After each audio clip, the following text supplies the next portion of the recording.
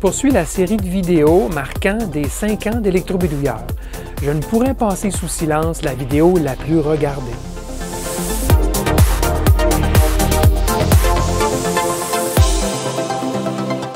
Bidouilleurs, bidouilleuses, salut! Cette semaine, je souligne les 5 ans de la chaîne Électrobidouilleur en vous présentant une série de vidéos qui sont considérées comme faits saillants de ma chaîne. Autour maintenant de la vidéo ayant été visionnée le plus souvent, soit plus de 154 000 fois. Avez-vous une petite idée de quelle vidéo il s'agit? La vidéo numéro 102, mes techniques de soudure de montage en surface. Et oui, un peu surprenant quand même, j'aurais cru que ma vidéo d'introduction au multimètre aurait été plus populaire.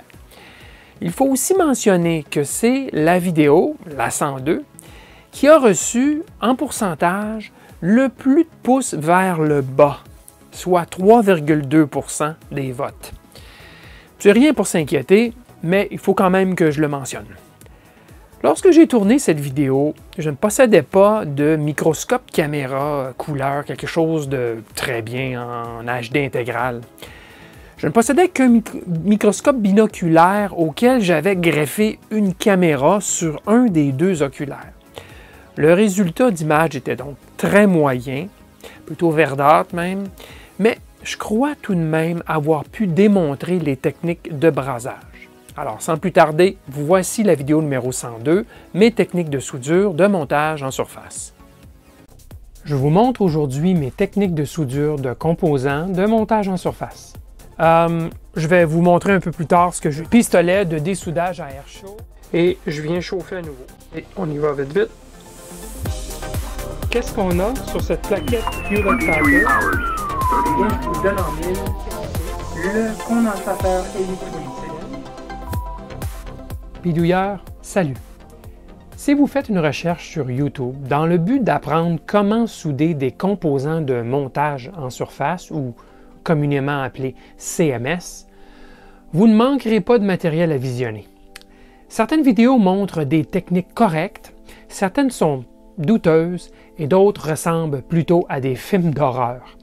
Manipulation risquée, quantité énorme de soudure, mauvaise technique, mauvais outils, pour ne mentionner que ceux-là.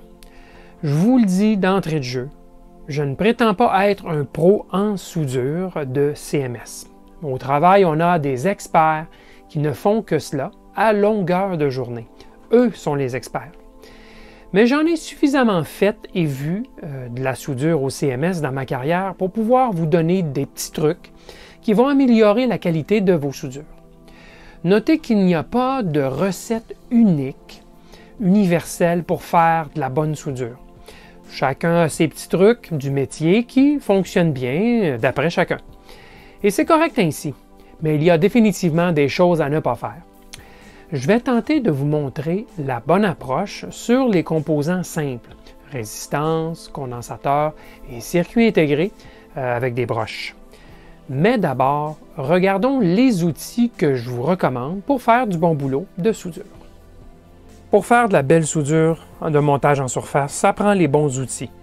C'est comme la mécanique automobile, c'est comme la menuiserie. Alors avec les bons outils, on ne s'arrache pas les cheveux à essayer de faire un travail. Le résultat est à peu près toujours constant, c'est-à-dire acceptable.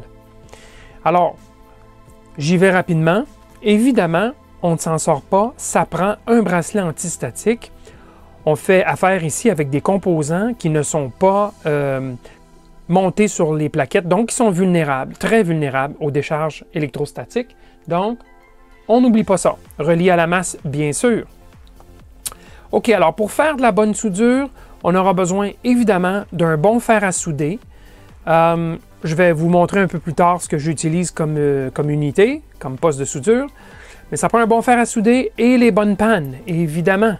Donc, on aura besoin d'une panne très, très fine, aiguille que j'appelle, et on aura aussi besoin, moi je suggère fortement, une panne en biseau et grosse. Okay? En biseau, coupée en biseau et plate, ce qui nous permettra de parcourir toutes les broches très rapidement. Okay? Alors ça, c'est bien important. Bon fer, bonne panne. Pour le dessoudage, moi je suggère fortement, dessoudage du composant montage surface, utiliser de l'air chaud. Donc, un pistolet, un crayon à air chaud, comme cela, à température contrôlée, ça fait des merveilles. Sinon, ça fait de la boucherie. Alors, il y a d'autres techniques aussi, il y a des petits trucs, on en reparlera un petit peu plus tard, mais moi je vous conseille fortement, lorsque vous avez connu ce qu'un pistolet à air fait pour le dessoudage, c'est dur de s'en priver. Alors aussi, pour le dessoudage, pour le nettoyage, en fait, on aura besoin de tresse, comme ça, de la tresse de dessoudage. Alors, il y en a de différentes grosseurs, différentes largeurs, pas cher, très important pour nettoyer les îlots lorsqu'on remplace des composants. On aura évidemment besoin de la soudure. Dans ce cas-ci, moi, je vais utiliser de la soudure au plomb, 63%, 37%, de fin diamètre, très important. Bon, vous pourriez utiliser de la soudure sans plomb, pas de problème, c'est la même technique, c'est les mêmes techniques de toute façon. Juste la température qu'on a tendance à monter un petit peu plus. Alors, ça, c'est couvert. Pour faire de la bonne soudure, on aura besoin de flux, du flux de rosin ou rosine. Et moi, j'utilise l'applicateur comme ça, à aiguille, ce qui permet de mettre juste la bonne dose au bon endroit. Celle-ci, c'est une bouteille de Weller qui est vide et je lui mets du flux à l'intérieur. Vous pouvez aussi acheter un crayon applicateur de flux. Ça fonctionne bien. Vous pouvez l'appliquer sur la surface, sur les broches, avant de poser votre pièce. OK? Alors, ça aussi. Par la suite, pour manipuler les pièces, c'est un must, absolument. Vous avez besoin de pinces à sourcils. Ben, en fait, c'est des mini-pinces, là. On s'entend, ce n'est pas des modèles pour les sourcils. C'est des pinces qui sont faites expressément pour manipuler des composants de montage en surface. Habituellement non magnétiques ou magnétisables. J'ai deux types. Type à pointe très très fine. Et ici, j'ai un type à pointe plate en biseau, en 45 degrés. Va beaucoup mieux pour manipuler les composants dans le bon angle. Alors, moi, je vous propose cette paire-ci. C'est encore mieux que celle-ci. Vous les verrez de proche dans mes démonstrations de soudage. OK? On pourrait avoir besoin d'outils très fins, de pics, pour gratter entre les broches ou en tout cas nettoyer. Alors, c'est toujours utile d'avoir des outils de dentiste à pointe très très fine ou un couteau du type X-Acto là, à lame hyper tranchante et hyper fine, à pointe très pointue. On fait évidemment attention, on remet toujours le capuchon dès qu'on a terminé. Parce que ces couteaux ont la fâcheuse habitude de rouler sur la surface et ça tombe. OK? Alors, on remet le capuchon. Finalement, pour le nettoyage, une fois la soudure complétée, on peut utiliser une brosse à dents, une bonne vieille brosse à dents et de l'alcool isopropylique. Moi, j'utilise l'alcool médical à 70%, facile à trouver dans les pharmacies, mais vous pourriez utiliser de l'alcool isopropylique à plus haut pourcentage. C'est ce qui est normalement recommandé. Un petit peu d'eau dans le mélange, ça s'évapore très vite. De toute façon, pour moi, ça ne fait aucune différence. Brosse à dents, vous pourriez aussi vous procurer un crayon ici qui permet d'enlever le flux. C'est de l'alcool fort probablement qui est contenu là-dedans. OK? Alors ça couvre l'ensemble de ce qui doit être disponible. On n'a pas besoin de tout ça nécessairement, mais l'ensemble aide beaucoup à faire un bon travail à la fin. Alors pour ce qui est du poste de soudage, je ne ferai pas de recommandations particulières. Je vais simplement vous montrer le modèle que moi j'utilise. C'est un poste de soudage et dessoudage. Bon, donc crayon fer habituel en courant continu et pistolet de dessoudage à air chaud. Tous les deux ont température contrôlée et affichée. Et évidemment, pour ce qui est de l'air chaud, bien, on a température et pression d'air ou débit d'air, si vous voulez. Donc, ça fonctionne bien. C'est une copie, évidemment, de Hako, une copie chinoise de Hako. Celui-ci, c'est le Gordak 952, mais il en existe plusieurs modèles qui feront l'affaire. Moi, je me rappelle de l'avoir payé quelque chose comme 125 $ américains. Mais, bon, vous pourriez acheter un poste de soudure et, à part, acheter un poste de dessoudage. Moi, j'aime ce modèle ici, entre autres, parce que la pompe qui génère l'air chaud est intégrée dans le boîtier et non pas un souffleur intégré au crayon lui-même ou au pistolet lui-même. Alors, je préfère ça comme ça, une pompe interne. Okay. Alors, voilà, et on s'achète plusieurs pointes, évidemment, de grosseur variable. Alors, ça couvre la station. Il en existe, comme je vous dis, plusieurs modèles similaires, soit séparés, soit combinés. Ça fonctionne bien. Ce n'est pas de la même qualité que du Hakko, mais ça fait le boulot, ça fait le travail. Il n'y a aucun problème. Et moi, ça fait 2 ou 3 ans que j'utilise le poste et j'ai aucun problème avec. Alors, ça fait un bon boulot. Pour souder des CMS, ça prend, à mon avis, un microscope ou, encore mieux, un stéréoscope qui nous permet de avoir une vision en 3 dimensions et donc une bonne perspective. On pourrait aussi se contenter d'un microscope à un seul oculaire. Au niveau du grossissement, je conseillerais entre 5 fois et disons 30 à 40 fois. C'est suffisant comme grossissement pour faire un bon travail. Mais vous avez définitivement besoin du 5 à 7 fois là, pour avoir quand même une vue d'ensemble lorsque nécessaire. Bon, alors, à défaut d'avoir un stéréoscope comme celui-ci, que j'ai acheté usagé en passant pour moins d'une centaine de dollars, j'ai été chanceux, j'ai trouvé quelque chose de bien, incluant la base, vous pouvez utiliser une lampe loupe comme celle-ci. Pour les plus gros composants, ça va aller. Les plus gros composants de montage en surface, on s'entend, les résistances condensateurs 1206, la grandeur nord-américaine, et les puces SOIC, ça va aller. Pour plus petit que ça, par contre, on n'a pas bien le choix. Ça nous prend un grossissement plus fort. Il est aussi possible d'utiliser des lunettes, dont je vous montre un modèle présentement. Ce genre de lunettes pourrait faire l'affaire pour faire quelques soudures de façon non fréquente. Mais si vous avez beaucoup de travail à faire, je pense qu'on ne s'en tire pas.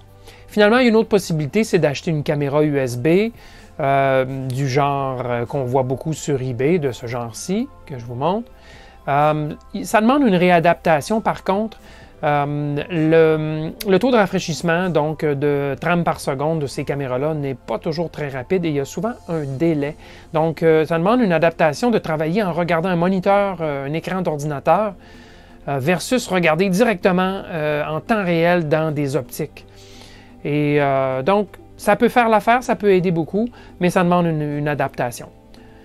Quelques petites précisions avant de débuter la démo de soudure. La température du fer doit être assez chaude pour pouvoir se transférer rapidement aux broches et aux îlots. Il y a beaucoup d'opinions divergentes sur la température à adopter sur notre fer à souder. Pour les CMS, moi je recommande 370 degrés Celsius, si vous pouvez l'ajuster à cette température-là, bien sûr. Que ce soit avec de la soudure, avec ou sans plomb, pour moi ça ne fait pas de différence, 370 degrés C. La soudure se liquéfie à des températures bien plus faibles, mais vous voulez agir rapidement pour limiter les dommages à la plaquette et aux composants eux-mêmes, bien sûr. Si vous devez souder sur un plan de masse en cuivre assez gros et possédant plusieurs vias allant sur d'autres plans de masse, vous voudrez augmenter la température vraisemblablement à, disons, 400 degrés. Question de transférer plus de chaleur plus rapidement. Autre chose, j'ai constaté, une fois toutes mes opérations de soudage enregistrées sur vidéo, que les images étaient plutôt granuleuses, probablement dues au manque de lumière. J'espère tout de même qu'elles seront suffisamment nettes pour être instructives pour vous. Bon, allons-y avec l'observation sous microscope de mes manipulations. À tout seigneur, tout honneur, la bonne vieille résistance 1206. Donc, la plus grosse résistance de montage en surface si on exclut les résistances de puissance. Alors, on va la souder. Je vais la souder en place ici. Alors, ce qu'on va faire, c'est qu'on va appliquer d'abord de la soudure sur un seul des deux côtés. On va ensuite approcher notre résistance avec la pince. Et on va venir souder cette résistance avec la soudure déjà existante sur l'îlot. OK? Et par la suite, on viendra rajouter de la soudure sur le deuxième côté. Alors, je m'exécute. Je ne mettrai pas de flux cette fois-ci, flux de soudure. Ce n'est pas absolument nécessaire, bien que les professionnels en mettent, même pour les résistances et les condensateurs. Bon, pour les résistances, j'ai moins tendance à en mettre. Notez cependant qu'il y a un petit hic ici, c'est que la fabrication de cette plaquette inclut des vias à même les îlots. Donc ça, c'est un no-no. On ne fait pas ça normalement. Le via aurait dû être à l'extérieur, donc à côté, avec une piste et du résiste de soudure vert qui couvre pour délimiter la soudure. Là, il y a un risque ici que la soudure s'en aille dans le trou et traverse l'autre côté de la plaquette, puisque c'est des trous qui sont plaqués. Alors, en assemblage automatique, ça serait refusé ce genre de conception. Maintenant, monter à la main, c'est probablement acceptable. Alors, j'y vais. Je mets un peu de soudure, juste un peu.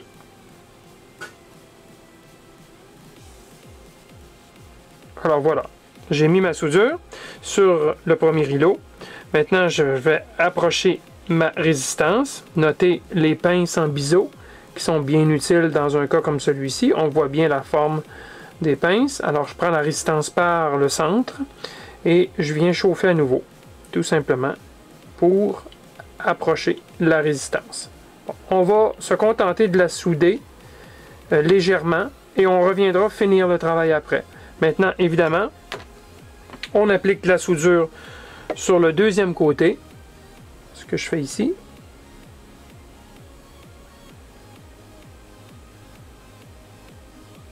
On s'assure à ce que la soudure coule bien, alors ce qui est le cas, et on vient retoucher le premier côté tout simplement en ajoutant un peu de soudure. Bon, le travail n'est pas parfait. Je pense que j'aurais probablement dû mettre du flux. Ça aurait aidé beaucoup à mouiller la résistance ou mouiller les îlots comme il faut et la soudure se serait mieux propagée. Alors on n'en met pas trop.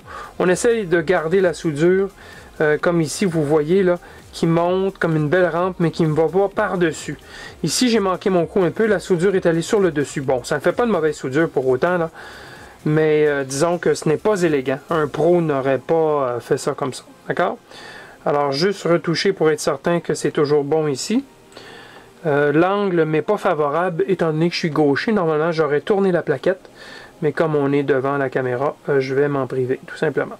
Je vais m'assurer que c'est bien soudé. Bon, voilà, c'est fait. Alors, c'est pas plus compliqué que ça. J'ai pris mon temps ici pour vous montrer. L'angle, pour moi, par rapport au fer, n'était pas idéal. Et j'aurais peut-être dû mettre du flux de soudure. De toute façon, on va en mettre pour le condensateur que je vais souder à l'instant.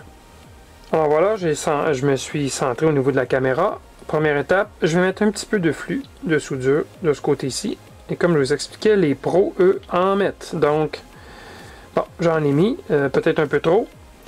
Alors, je vais appliquer la soudure sur le premier côté. Toujours la même technique, on ne met de la soudure que sur un côté. Et regardez comment ça se colle bien, ça s'étend bien, ça fait un beau petit dôme bien propre. Alors, une fois cela fait, je prends mon condensateur céramique et je viens ici souder. Je vais y aller de côté pour appliquer plus de chaleur. Bon, je ne l'ai que collé en place très rapidement. Alors, je viens de l'autre côté et là, je soude de la bonne façon. Encore une fois, l'angle n'est pas favorable, mais je vais quand même tenter de le faire comme il faut.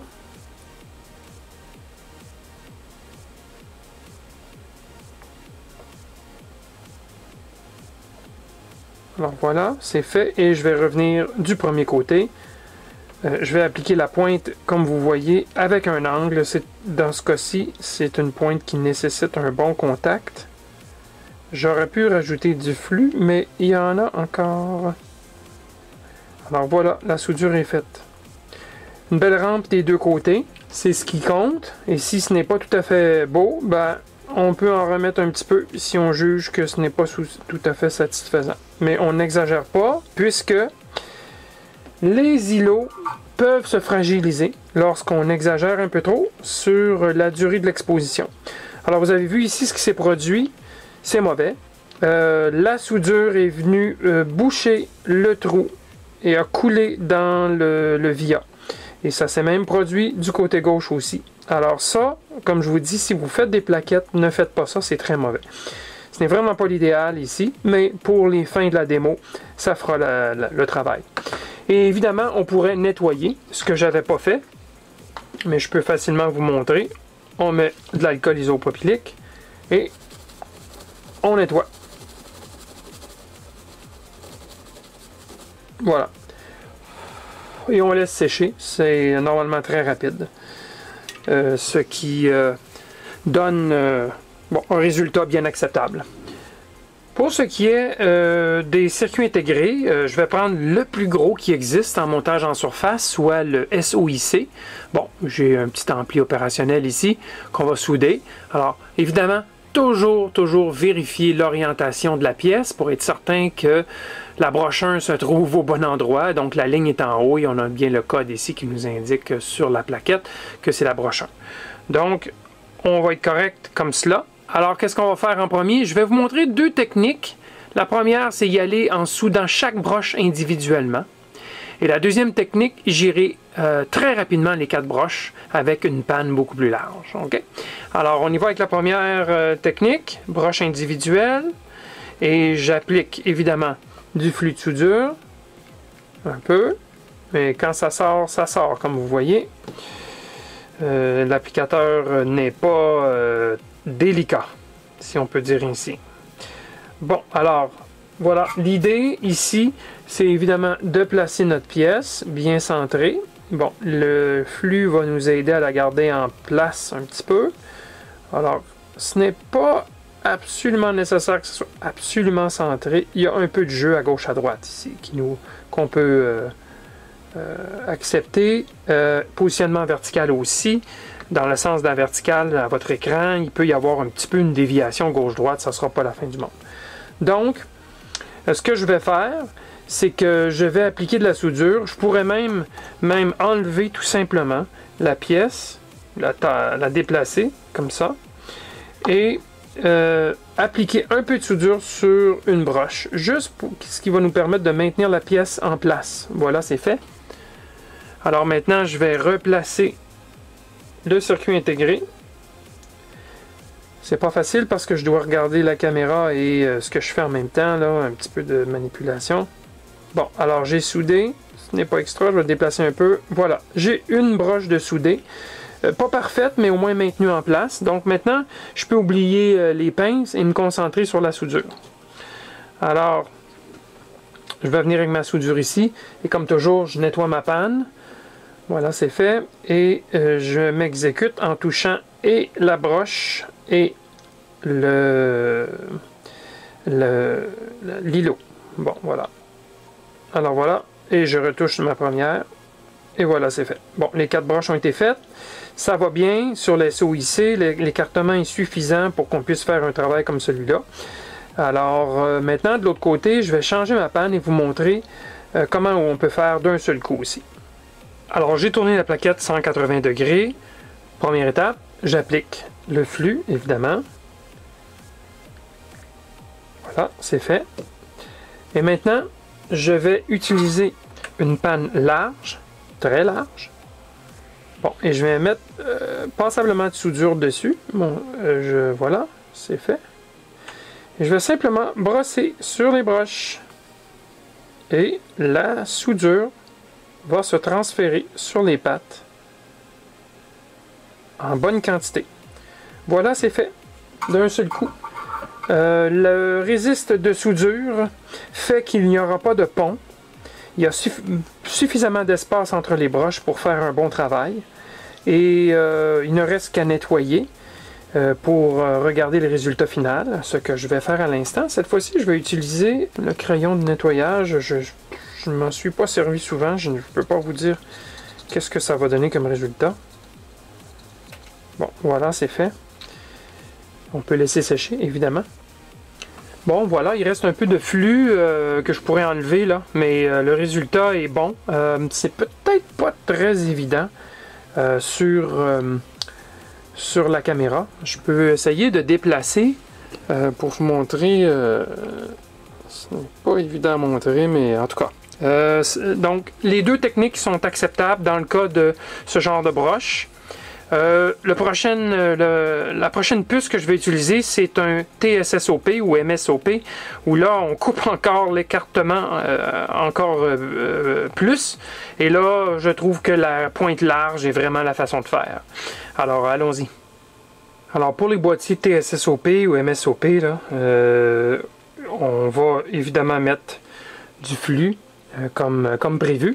Et on va travailler de la même façon. On va tenter de mettre un peu de soudure sur la première broche. Je vais même tenter de le faire avec ma grosse panne ici. Juste appliquer un petit peu de soudure sur la première broche.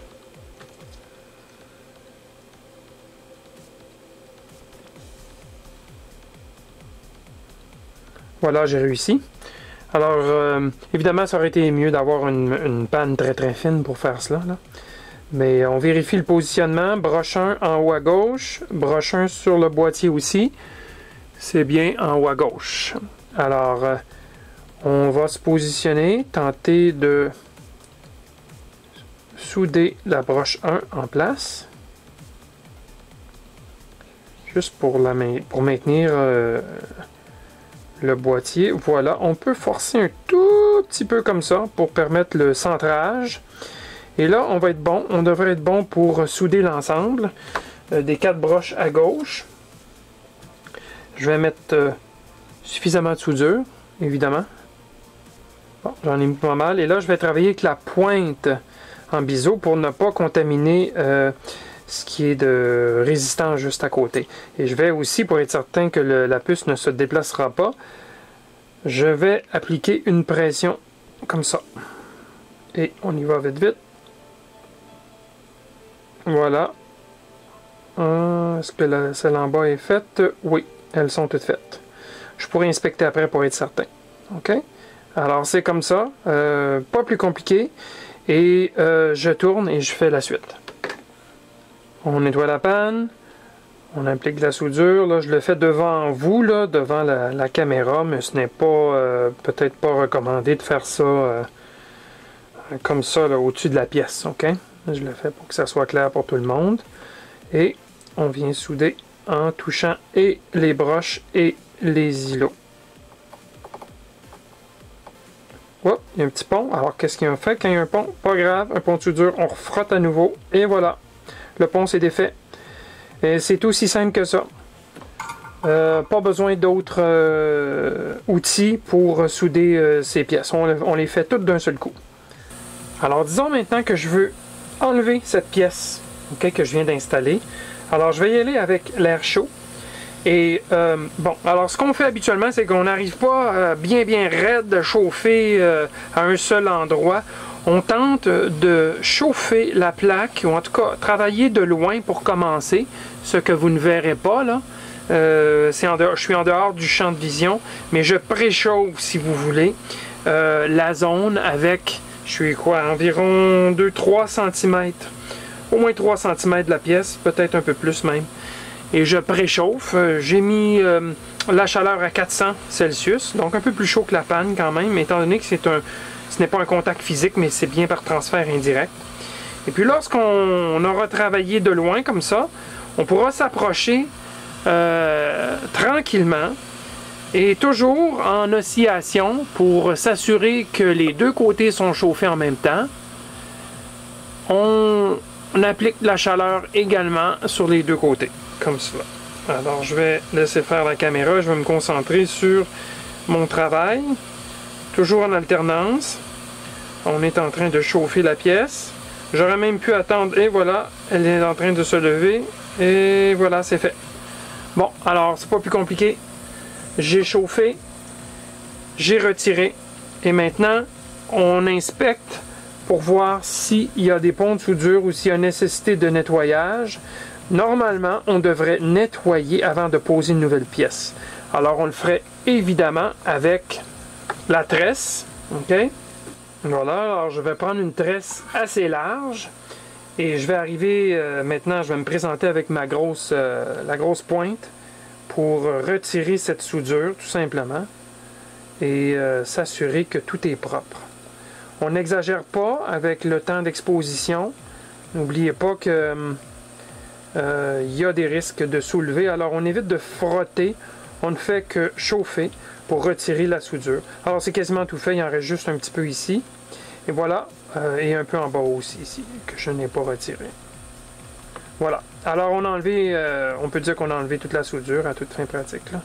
On essaie de ne pas trop exagérer. Voilà, c'est fait. On est à plat maintenant. Il ne reste qu'une fine couche de plaquage, mais il n'y a plus d'accumulation. On pourra reposer une nouvelle pièce très facilement par-dessus ça. Évidemment, on nettoiera tout avec de l'alcool. Pour l'enlèvement des composants CMS à deux contacts, résistance, condensateur, l'utilisation de deux fers à souder en simultané, comme ça, est une bonne approche. Mais pour les multibroches, les pièces multibroches, l'air chaud est définitivement de mise.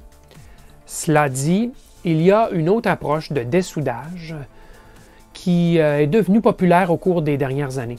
Il s'agit d'utiliser de la soudure spéciale qui se liquéfie à très basse température, à moins de 150 degrés Celsius. L'utilisation de cette soudure nous achète du temps de solidification finalement. On fond ce fil de soudure spéciale par-dessus la soudure existante. On chauffe toutes les broches en alternance, les rangées de broches, et on retire la pièce pendant que le tout est encore liquide. C'est une méthode alternative pour ceux qui ne veulent pas investir dans un pistolet à air chaud. Je vous fournirai un lien vers une vidéo de démonstration dans la description de cette vidéo. Vous verrez cependant que ce n'est pas donné cette soudure spéciale. Autre chose, que faisons-nous lorsque le circuit intégré possède une surface métallique inférieure, donc sous la pièce, à souder à un îlot de masse sur la plaquette? On voit cela souvent sur des boîtiers de type QFN sans broche. Bien, vive l'air chaud! On applique une petite quantité de soudure au fer à souder et beaucoup de flux liquide. On ne veut pas que la pièce flotte sur la soudure, donc très peu de soudure sur l'îlot. On chauffe la pièce en place sur la plaquette avec l'air chaud, graduellement encore une fois, jusqu'à ce que la pièce se soude à la plaquette. On ajuste l'alignement pendant que c'est encore liquide et voilà. On travaillera ensuite sur les contacts en périmètre. Tout ça n'est pas facile à accomplir, je le concède, mais ça se fait quand même. C'est une question d'expérience. Je vous ai montré les techniques de soudage de CMS pour des petites pièces, mais qu'en est-il des gros transistors, grosses bobines et gros condensateurs montés eux aussi en surface? Il faut alors sortir l'artillerie lourde, que voulez-vous, la même que le soudage de composants à broche à travers les plaquettes. C'est particulièrement difficile pour les composants soudés sur des plans de masse directement. Vous allez vite vous rendre compte qu'un petit fer à souder de 25 watts là, pour de la microélectronique ne fera probablement pas la tâche. Il faut alors y aller avec des gros fers, grosses pannes, que voulez-vous, c'est comme ça. Alors voilà, j'espère que cette vidéo générera une discussion constructive car c'est un des buts de solliciter votre opinion. Vos idées, vos trucs, on veut vous entendre. Le meilleur endroit pour discuter des techniques de soudure est sur le forum de discussion Électro-Bidouilleur, bien sûr. Venez y faire un tour. Aussi, si vous avez d'autres idées de vidéos, n'hésitez pas à me faire des suggestions et la meilleure façon est via un courriel. Alors, entre-temps, je vous dis à la prochaine!